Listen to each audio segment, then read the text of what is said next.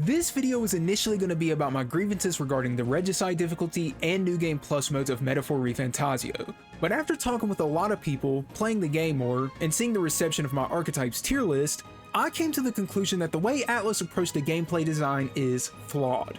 This isn't to say the game has bad gameplay though, let's set that straight right now. This is a good step in the right direction, blending the good parts of both SMT and Persona together, and I loved it, but I'd be lying if I said it was perfect.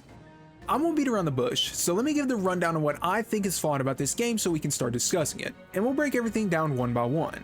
The things I believe need to be addressed in a potential sequel or DLC is the archetype system, the balance between strength and magic, the New Game Plus and Regicide difficulty, and in general some minor balance and gameplay changes that I'd like to see. I don't claim to be a better game designer than the people at Atlus, and I'm not saying these will be perfect solutions either, so keep that in mind as we go forward. The most important thing to me out of all of them is the archetype system, and it's not bad, it's very fun despite the flaws I'm going to talk about, but the balance and design of them were just not great to me. The biggest problem I have with the archetypes is the skill choices for some of the lineages and the wording of the skills. Something I heard a lot in my archetype tier list video was that the Dragoon class of the Gunner lineage had physical based magic damage, which no it doesn't, I do not know where this is coming from. It says medium magic affinity damage, not medium physical affinity damage. But this is besides the point, the main issue is how stupid this is for a couple of reasons. For one, there are skills in this game that can scale off whichever stat is higher, so even if it says it's physical based, it can scale off magic as well. For example, the protagonist at the end of the game gets a skill that is physical based almighty, but it can scale off magic as well. The game doesn't tell you this, there is zero way to know this unless you go into the game files or just have someone tell you. This is a massive clarity issue, and just make it more obvious on how the skills work going forward. Secondly, Gunner for damn near the entire lineage is based on back row pierce damage, which can be very valuable sets of skills to have. And then the final archetype randomly switches to a magic based set of skills and gains literally zero new pierce based skills. If you need pierce skills, you might as well stick with the earlier tiers of Gunner or swap to something like Knight, making the final tier of this near worthless. The only saving grace of Dragoon is that it gets the long range boost passive, which is great for magic characters, but this leads me to yet another balancing issue that I'll talk to when we get there, but let's stay focused on this topic first. Dragoon is ass, I've said my piece on that a couple times now. But one of the biggest issues about this game is that in general, there are archetypes that exist for you to not use them per se, but to just inherit things off of, which I personally think is not a good idea. It's clearly trying to balance this around giving you 4 inheritance slots alongside the innate skills of said archetypes. But if the only real use case of something like Faker is to inherit the debuff skills to other archetypes, then what is the point? You're never going to use Faker on its own then. I tried it and I didn't find myself enjoying it or finding it effective at all to use Faker by itself. So wouldn't it be a better idea to better distribute the debuffs more widely rather than on one single archetype? I mean, they did this for the buff skills pretty well, so why not the debuff ones as well?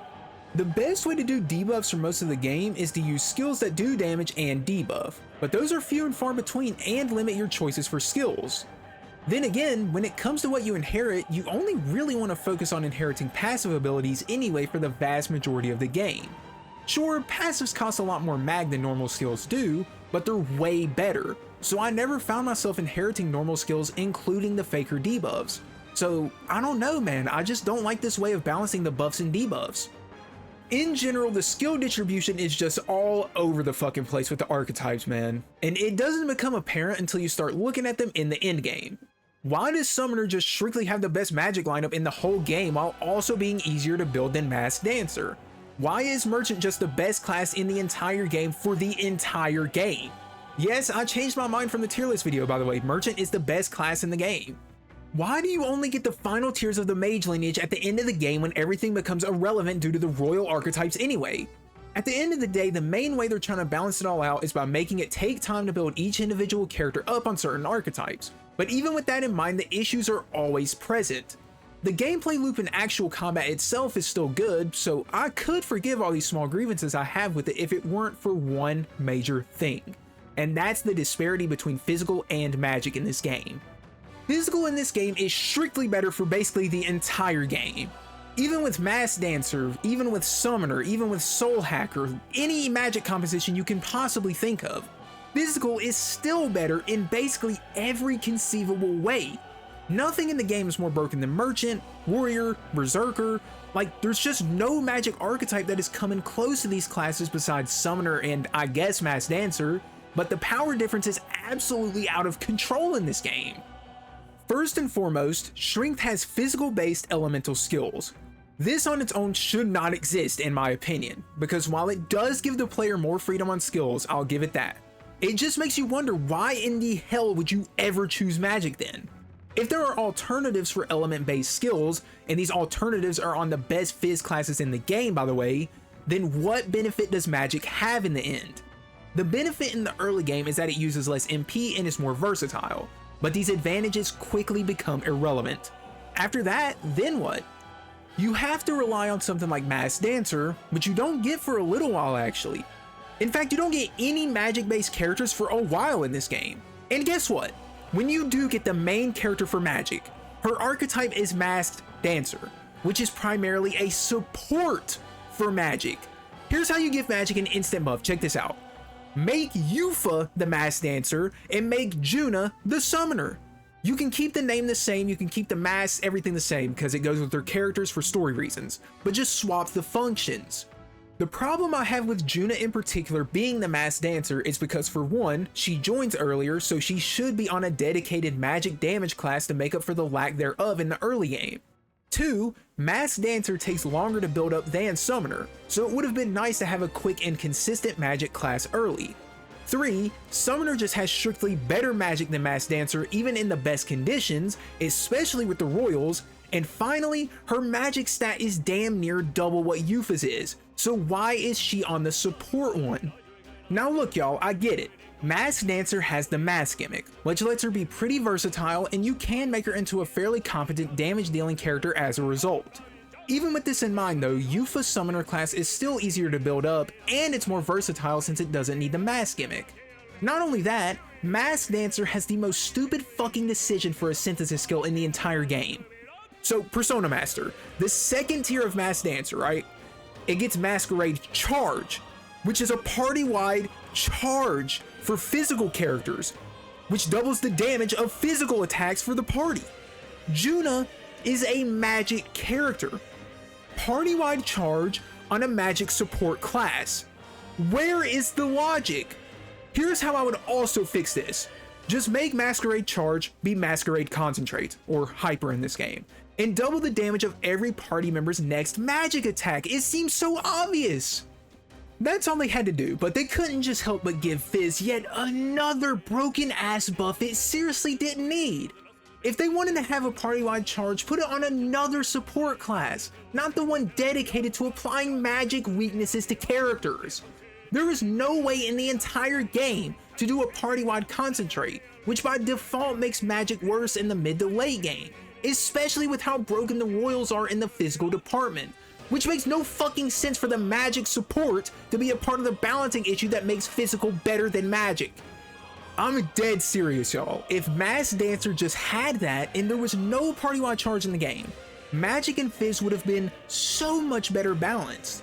But even then, I still think Fizz would be better. That's how large the gap is. So for one, Merchant exists, which is by far the most broken thing in the entire game, and how this seemed like a good idea to the balancing team or designers, I do not know. Every single one of the most broken things in the game is on this archetype lineage, and I just don't get it.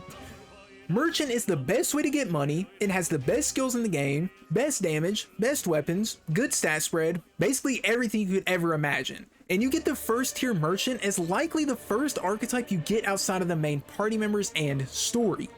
I could sit here all day talking about how poorly balanced Merchant is, but that's only one piece of the puzzle. In general, the fact that Fizz can not only crit, but do the aforementioned Fizz-based elemental skills is just out of control.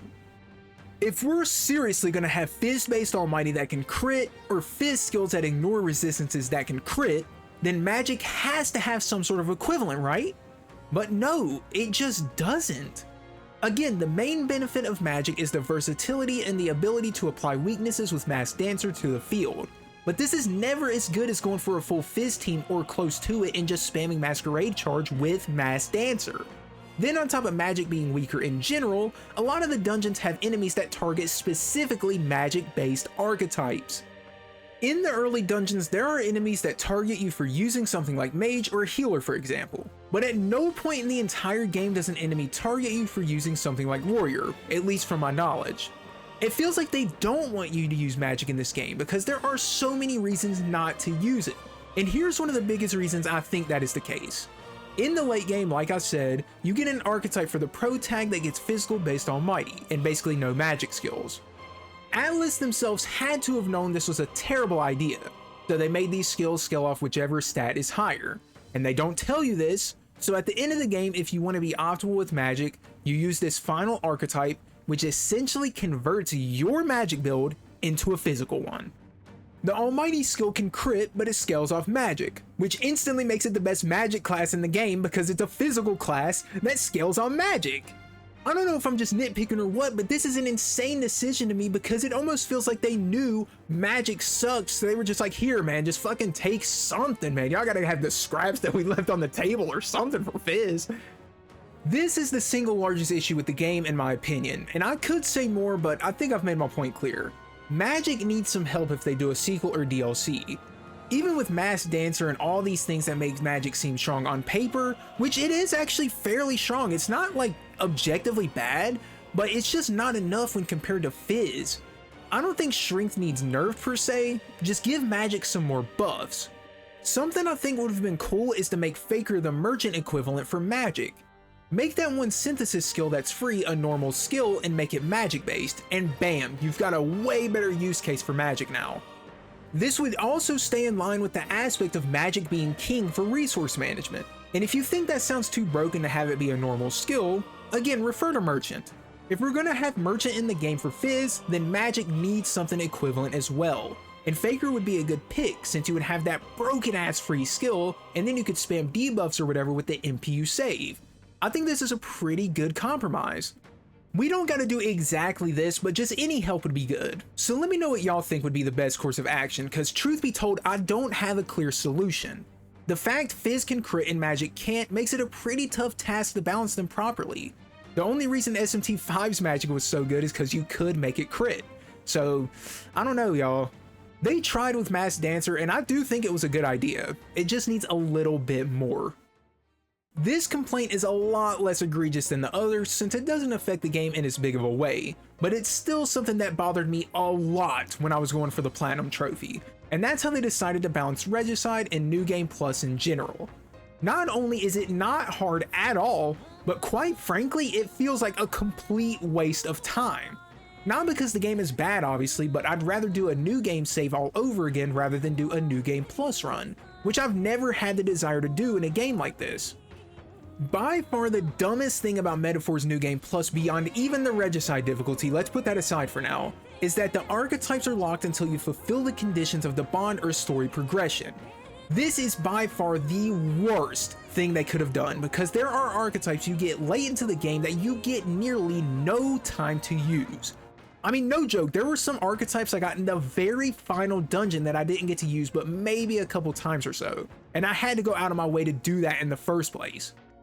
If we look at other recent Atlus games like SMT5 Vengeance or Persona 3 Reload, these games let you use your demons and personas no matter what straight out of the gate on New Game Plus. It obviously can make the game a lot easier, but it's a nice excuse to fuck around and use builds that you didn't use before. In Metaphor, while your progression of the archetypes, your weapons, all that carries over, you can't even use them for most of the game. So my main question is why? The whole point of New Game Plus is to use all the shit you earned or unlocked in the previous playthrough. So why would it be a good idea to lock your access to the archetypes in that specific mode? It defies all logic to me and I can't think of a single good reason. You might say, well, it would make the game too easy, which again I brought up already, but this leads me into the main complaint of this topic, which is the terrible balancing of the Regicide difficulty. Remember, this is supposed to be a really hard mode specifically designed around you carrying over all your broken equipment and whatnot. So what did they do? How did they balance it? It's gotta be something crazy, right? They didn't rebalance it almost at all. The only thing they did was change some of the modifiers on the attacks. You take more damages from weaknesses, you do less damage, basically all the most boring ways you could possibly balance a difficulty. So if this is how they balanced it, then what is the point of it being only New Game Plus? If you modded a save or somehow got a new game save to be on Regicide difficulty, then you could very well beat the game without any of the New Game Plus shit in the equation. So I just don't get it. Since none of the enemies have been changed, none of their health values have been changed, literally nothing has been changed except for those fucking modifiers, you can one-shot basically every single thing in the entire game even if you're severely under-leveled with normal attacks. Not the archetype skills, no. Normal attacks. This seriously would not be an issue if this wasn't meant to be a New Game Plus specific difficulty. I just want to keep emphasizing that. I mean, y'all, even Persona 5 Strikers tried harder than Metaphor with its New Game Plus. That shit was mad annoying, but at least it was actually hard like it was supposed to be, and that game let you use all the party members out the gate on New Game Plus as well. Honestly, y'all, if they wanted to have big dick energy with this mode, just easily make it a challenge. It doesn't even take any effort. Just make every enemy level 99. Oh, okay, maybe not that high, that's a little bit egregious. But since level doesn't carry over, just make them significantly higher level than you for the entire game, somehow. Since a lot of Metaphor's difficulty and damage scaling comes from how higher or lower leveled you are than the enemy, if you were like 20 levels under the enemies, this would make getting the dungeons done in one day pretty fucking tough, which is the ideal outcome for a hard difficulty setting. Imagine if your level, your archetypes, everything transferred over, but every enemy in this story, like normal enemies, mini-bosses, and the actual bosses were like level 99 and had endgame skills. That would be fucking awesome, because you could keep experimenting with the uber broken skills, party compositions, accessories, and archetypes of the late game while keeping the enemies a challenge. No shit, that's how Persona 5 Strikers did it. But man, if they did it for one of the actual turn-based games with deep mechanics, that would be fucking beast. I mean shit, SMT5 Vengeance actually had options so you could limit yourself like Metaphor's New Game Plus or leave yourself broken like Persona 3 Reload. Just having an option would have been nice, especially since Metaphor takes more gameplay elements from SMT than the Persona counterpart. The only saving grace for New Game Plus is since your royal virtues carry over, you can get the archetypes unlocked a lot quicker than you would otherwise. But that's about all I can think of for the positives. It's a shame because I was sincerely looking forward to seeing if Regicide would rebalance the game or change things up, because if it did, the replay value would have been through the roof, but they either got lazy or didn't think it through well. Either way, I hope they rethink their approach to the New Game Plus and Regicide difficulties going forward. The final section of this video is kinda nitpicky in some ways, I won't lie, but since we're already talking about the flaws of the gameplay, I figured I'd mention these as well since it is relevant to the topic. I mentioned this in my review, but the way the game starts reusing assets, dungeons, and enemies at the end of the game is ridiculous, and it makes the gameplay less interesting as a result. The moment you hit the final deadline, you're exploring dungeons you've already explored, fighting enemies and bosses you've already fought, and you don't see a unique boss fight until the very end of the game. I don't have a problem with reusing assets, I'm a fan of the Yakuza games after all. But good lord y'all, at least spread it out a little bit better. With how much time the end game takes up in terms of the game time, it's like a fifth of the game or something like that. Have more things to keep the gameplay fresh. It's nice having time to get the bonds and all that done, but keep the main gameplay good as well. And Atlus, for the love of God, if we're gonna have a boss fight or super boss that restricts the use of a certain item or mechanic, let it be known from now on. Nothing in this game is as bad as the Joker fight or anything like that, but the super boss and another boss will instantly kill you if you break their fucking stupid arbitrary ass rules. And of course the game won't tell you the rules, and it'll just insta kill you for no reason. Just keep the cryptic bullshit out of the game, please. I thought I had more to say in regards to the small things, but nah, I think that actually wraps it up. I know this video seems like I'm just hating on the game or that I don't like it, but seriously y'all, this is probably my favorite thing Atlus has ever made. I love the story, the bonds, and even the gameplay still despite the issues I have with it. But the more I played, the more I kept finding these small aspects that bugged me, and I wanted to share my feelings with you all regarding it. This is not meant to be a video trashing the game, it's just my opinion on what could be done better. Now that I've said my piece on the topic of Metaphor's gameplay, how do y'all feel about it? Do you like the gameplay loop? Not like it? Do you agree with my opinions or disagree? As always, I'm open to discussion since this is probably going to be one of the most divisive videos I make. That's just the nature of a somewhat negative video or topic like this one. If you enjoyed our discussion here today, I'd appreciate it if you could drop a like and a subscribe. It helps my channel out a lot, and I'm trying to hit 10,000 subs. We recently just got over 9,000, no Vegeta. It's over 9,000! So that is just completely mind-blowing, man. Thank you all so much. As always, I'm gonna give y'all a free cookie on your way out. Here you go, homie. It's been your boy Yanare Gogeta, and I will see you in the next video. Peace out, everybody, and have a great day.